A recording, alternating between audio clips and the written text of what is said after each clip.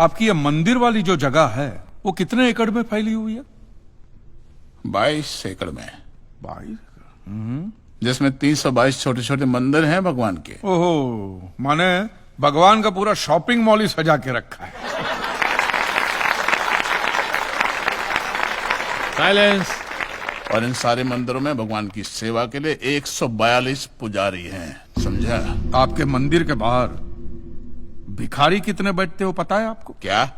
भिखारी भिखारी अंदर की 320 मूर्तियां, 142 पुजारी याद है आपको, लेकिन आप ही के मंदिर के बाहर बरसों से कितने भिखारी बैठते हो याद है आपको?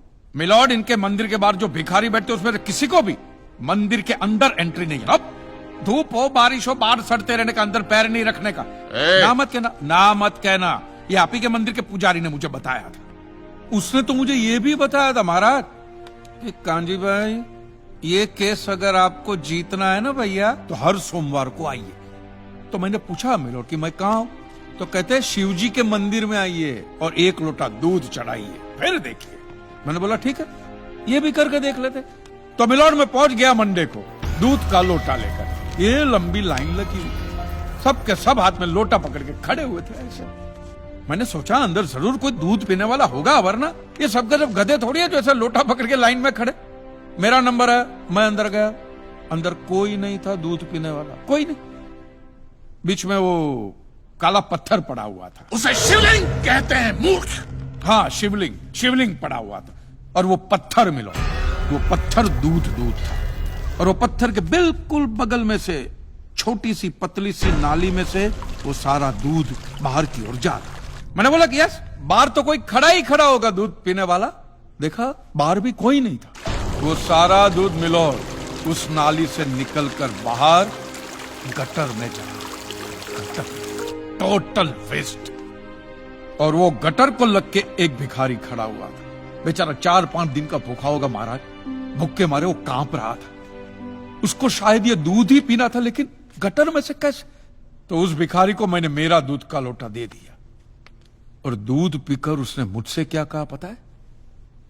भगवान तेरा भला करे।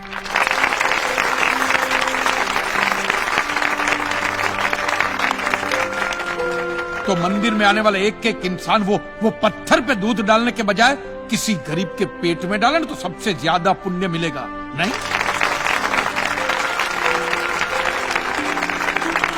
और हाँ मौलवी साहब, किसी दरगाह पे फूलों की चादर ओढ़ाने के बजाय किसी नंगे फकीर के बदन पे कपड़ों की चादर ओढ़ाई जाए ना तो अल्लाह को बहुत खुशी मिलेगी। और जीसस के सामने मोमबत्तियां जलाने से अच्छा है किसी गरीब की झोंपड़ी में जलाइए, तो उसके घर में कभी अंधेरा नहीं होगा। क्यों, तुम नहीं भगवान को नहीं मानते क्या? अरे मैं खुद भगवान हूँ। अच्छा, तो मैं अमिताभ बच्चन हूँ। देखो कांजी, दूध, चद्दर, मोमबत्ती ये सब चढ़ाना एक प्रथा है। भगवान की पूजा अर्चना, इन सब का मूल्य तुम नहीं समझोगे क्योंकि तुम एक नास्तिक हो। जगत की मोह माया से तुम अभी तक मुक्त नहीं हुए। आप तो हो गए हो ना, आप तो बिल्कुल मोक्ष के दरवाजे पे खड़े हो। तो ये जो रीति रिवाज के नाम पे ढोंग चलते उनको बंद करवाइए ना महाराज। शनिवार को हनुमान जी की मूर्ति पे कितना तेल बर्बाद होता है पता है आपको? लोग 2 रुपये के 5 रुपए के सिक्के यूं करके मूर्ति पे चिपकाते हैं। हनुमान जी इन सारे चिल्लर का क्या करेंगे? कांजी भाई बिल्कुल ठीक कह रहे हैं। साईं बाबा अपनी पूरी जिंदगी गरीबों के लिए और गरीबी में जिए। जब तक वो जिंदा रहे तेल की एक एक बूंद के लिए दर बदर भटकते रहे, और आज उनके मरने के बाद उनके लिए करोड़ों का सिंहासन, सोने का मुकुट, किसके लिए बताइए महाराज। एक बात बताइए, जो भी भक्त भगवान की श्रद्धा से सच्चे दिल से भक्ति करता है उस पर तो उस परम कृपालु की कृपा दृष्टि रहती है ना? रहती है ना? आया ना? तो चलिए महाराज, मुझे यह बताइए कि अमरनाथ और वैष्णो देवी की यात्रा पे जाती हुई बस नीचे खाई में क्यों गिर जाती है? वो तो भगवान की भक्ति के लिए जा रहे थे, श्रद्धा से भजन गाते गाते जा रहे थे, तो भगवान ने डायरेक्टली उनको ऊपर बुला लिया। और आप मुझे एक गाड़ी ऐसी बताइए जिसका एक्सीडेंट हुआ हो और जिसके अंदर भगवान की मूर्ति या फोटोग्राफ ना हो। बताइए बताइए। I object my Lord. From day one ये आदमी बातों को यूं यूं गोल गोल घुमा रहा है। मिस्टर कांजी, ये कोई डिबेट नहीं है अच्छे बुरे की, ये कोर्ट है और यहां प्रूफ चलता है और हमारे पास प्रूफ है, इंश्योरेंस पेपर्स पर आपके सिग्नेचर्स। इसलिए लीगली आपको कोई हक नहीं बनता इंश्योरेंस कंपनी से पैसे और मांगने जहां तक हमारा प्रश्न है, बीमा कंपनी के नियमों को हम नहीं मानते। अगर उन्होंने लिख दिया कि भूकंप जज साहब ने करवाया है, तो क्या जज साहब पैसे देंगे? इसी तरह पॉलिसी में भगवान का नाम लिख देने से भगवान पैसे देने के लिए प्रतिबद्ध नहीं होते। अगर आप चाहते कि भगवान आपके पैसे लौटा दे तो ये प्रूफ करो कि ये भूकंप भगवान ने किया है, किया ही है ना। इन राइटिंग है, कहीं लिखा हुआ तुम्हारे पास है? Any proof? मिलॉर्ड, ये mister kanji, court of law में सिर्फ दलीलों पर फैसले नहीं होते। आपकी दलीलें, आपके आर्गुमेंट्स आम जनता के लिए कितने भी वैलिड क्यों ना हो, लेकिन अगर आप उन्हें साबित नहीं कर सकते हैं तो उनका कोई मतलब नहीं। आपके पास कोई सबूत है? No milord. In that case यह अदालत आपको 1 महीने का आखिरी मौका देती है।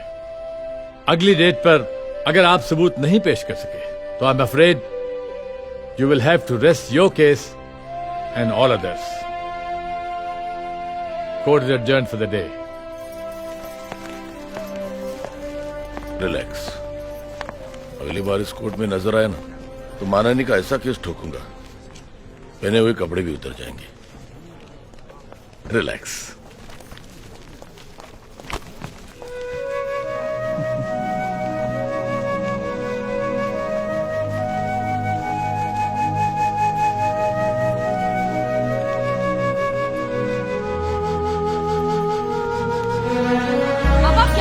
राइटिंग में प्रूफ कहाँ से लाएंगे?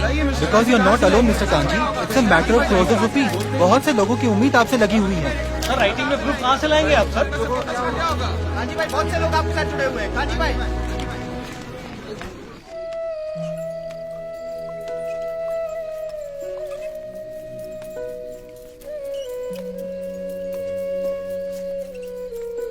आज मुरली नहीं बजा रहे हो?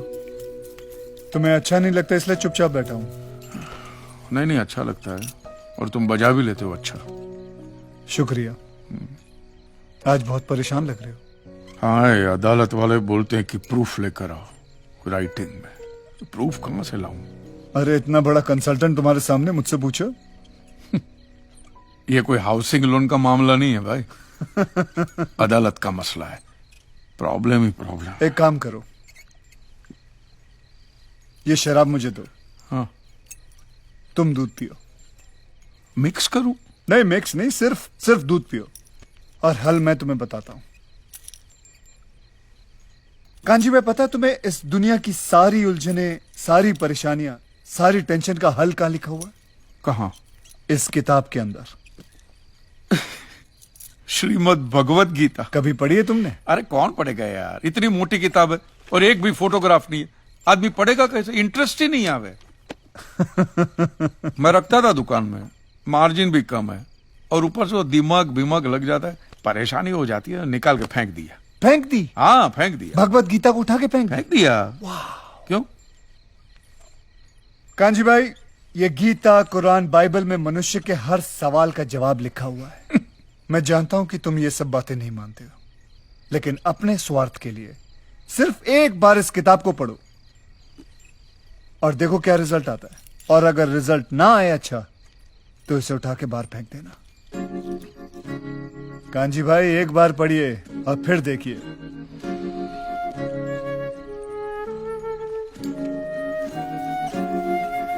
पान पे किए गए मुकदमे की आखिरी पेशी है। क्लेम की रकम है 400 करोड़। क्या कांजी भाई ये केस जीत पाएंगे? ये देखना बाकी है।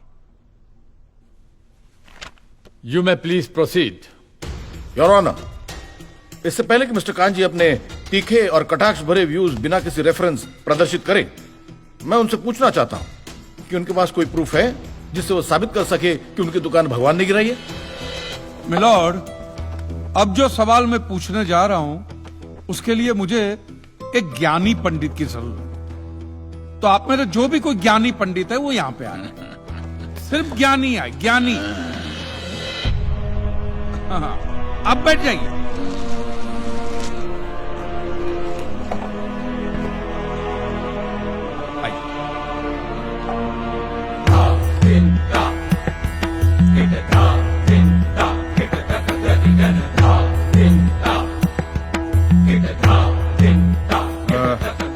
महाराज, आप जो पंडित लोग आपके प्रवचन में जो शास्त्रों की बातें करते हैं, तो शास्त्रों में जो भी लिखा होता है वो सब सही होता है?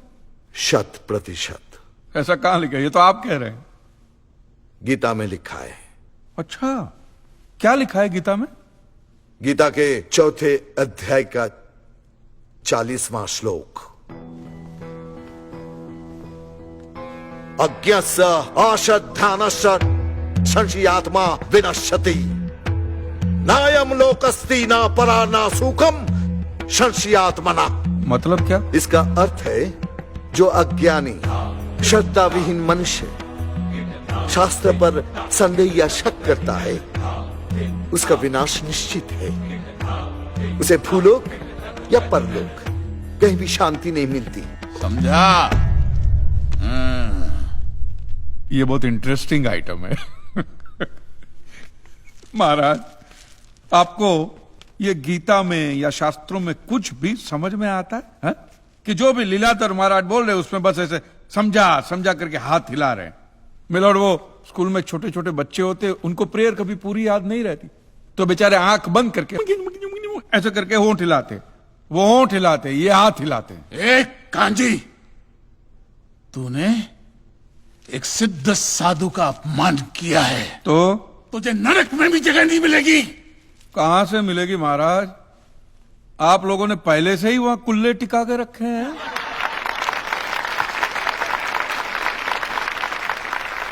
तेरा ये दुस्साहस नास्ते।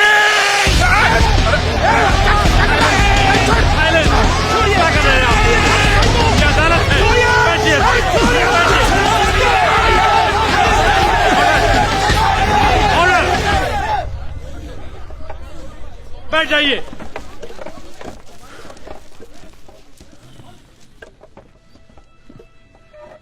दुखेष्वनु द्विग्न मनः सुखेषु विगत स्पृह वितराग भय क्रोधः स्थित धीर मुनि रुच्यते। अध्याय 2 श्लोक 56वां। अर्थात जिस मनुष्य के लिए सुख और दुख समान अवस्था है, जो भय और क्रोध से मुक्त है, जो स्थिर बुद्धि वाला है ना, वही सिद्ध पुरुष कहलाता है।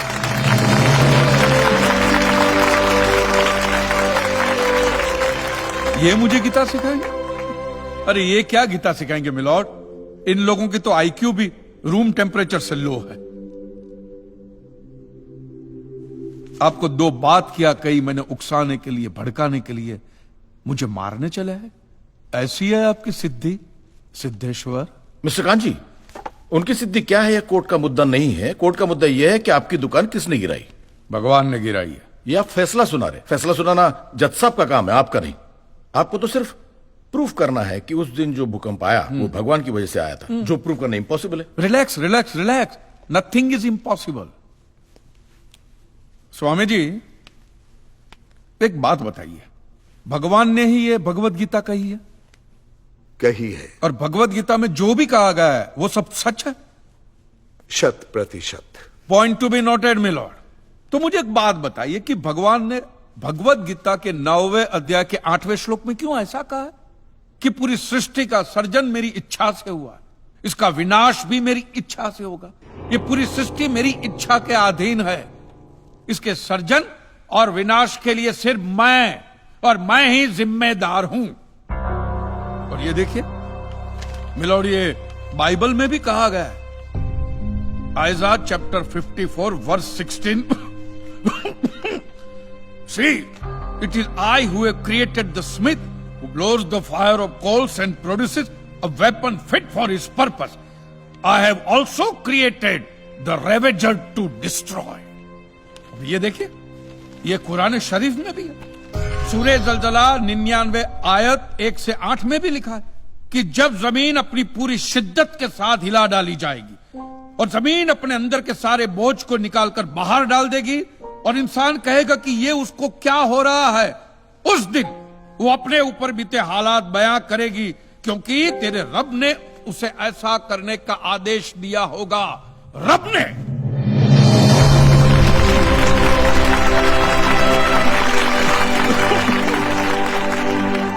इन सारी बातों का मतलब एक ही होता है मिलोन, कि ये भगवान द्वारा किए हुए भूकंप से ही मेरी दुकान गिरी है। मतलब it is an act of God. ये सब ऊपर वाले की करनी है, और मेरे साथ साथ जिन लोगों का नुकसान ऊपर वाले की वजह से हुआ है, उन सब के पैसे भी ऊपर वाला ही देगा।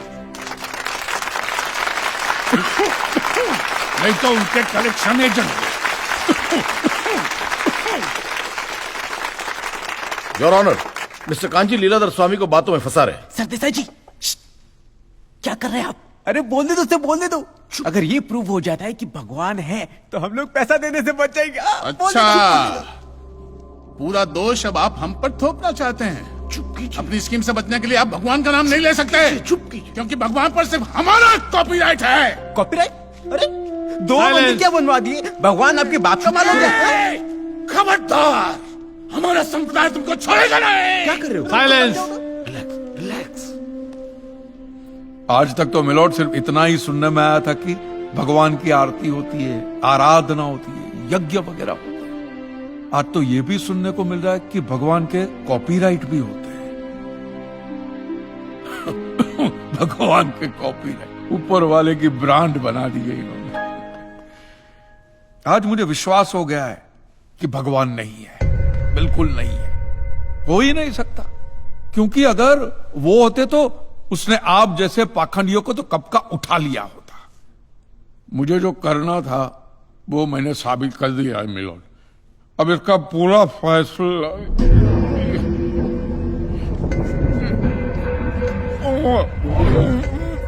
मिस्टर कांजी, आप ठीक तो है ना? मिस्टर कांजी, आप ठीक है ना? मिस्टर कांजी।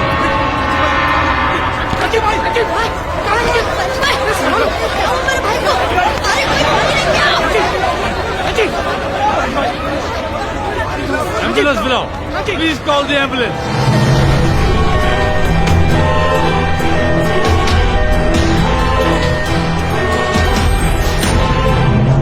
इधर ही आजा। Excuse me. एक मिनट भाई, एक जरा प्लीज जाने दीजिए। जगह दे दीजिए प्लीज। एक्सक्यूज मी, जरा प्लीज रास्ता छोड़िए प्लीज। प्लीज। आप लोग अंदर नहीं जा सकते। प्लीज। बोला ना मैंने, आप लोग अंदर नहीं जा सकते। अरे लेकिन वो मेरे भाई है, क्यों नहीं मुझे मिलना है। आप अंदर। डॉक्टर, वो ठीक तो है? It is a severe attack of paralysis and now he has gone into coma.